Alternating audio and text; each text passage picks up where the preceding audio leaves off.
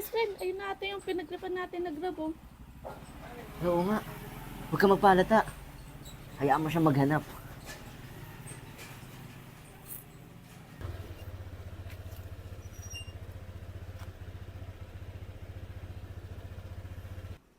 Best friend, alas 5 na pala. Baka hinahanap na ako ni mama. Uwi ka na? Oo, Sige, tara. Hatid na kita. tara.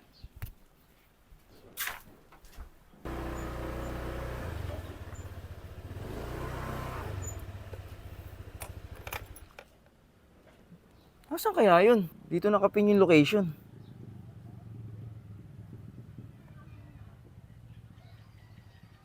Bakit pinapatay? Ayaw sagutin.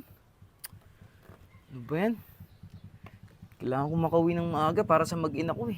May sakit pa yung anak ko.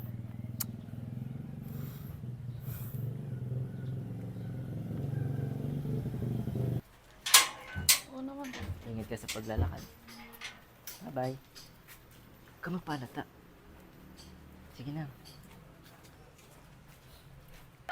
Boss. Yes, boss? Pwede pa magtanong? Ano po yun? Kasi po, meron po nag-book sa akin. Na ano po? Dito nakapin yung location. Baka kilala niyo po ito. Ano po bang pangalan? Si Yan? Ay, nako. Hindi po yun dito. Bago lang din po kasok dito sa apartment eh. Ganun ba, boss? Kasi... Baka kasi kilala mo 'to eh. Ay, wala po akong kilala dito. Bago lang po ako dito sa apartment na to eh. Ganun po ba? Pero ano po ba apelido nyo? Osoyos po. Suyus? Ang pangalan nyo po? Iyan.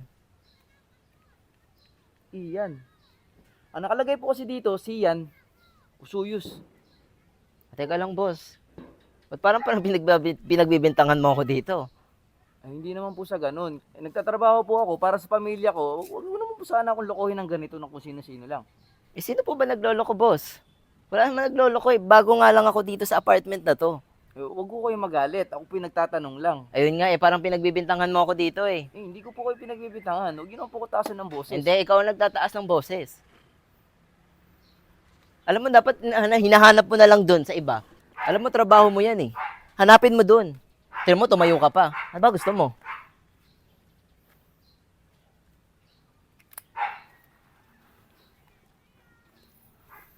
Dito? Oh, huwag ka munang didilat. Ano to? Parang kwarto ko ata to eh. Oo, kwarto mo to. Nang himasok na ako dahil meron akong sorpresa para sa'yo. Presa. Oo. Ready ka na? Sige, dito. Wait lang. One, Ano kaya to? secret. Two, three. Ayan na. Wow, Tito!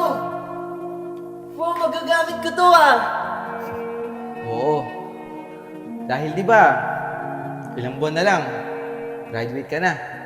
Kakailanganin mo to sa course mo. At saka, di ba pangarap mo mag-ibang bansa? Oo, Tito. Pangarap ko lang to noon, no? Tapos ngayon, binigay mo na. Ayan na. Basta, pag umasenso ka na, natupad mo na yung mga pangarap mo, huwag na huwag kang mangangapak ng tao, lalo na ang manloko. Oo, Tito. Basta ikaw, sinabi mo yan eh. Salamat, Tito. Salamat, Tito.